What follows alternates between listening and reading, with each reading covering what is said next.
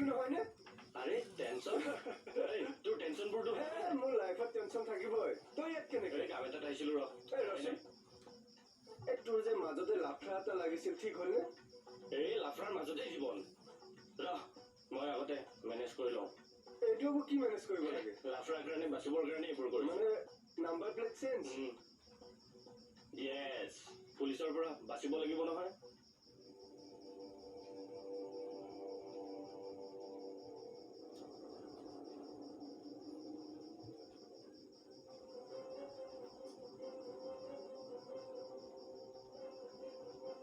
মানে স্যাৰ এইটো নাম্বাৰ প্লেটৰ কোনো ওনাৰে নাই।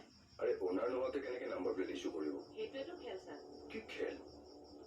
স্যাৰ ডুপ্লিকেট নাম্বাৰ প্লেট উলিয়াইতো ইহঁতে এইখিনি কৰি আছে।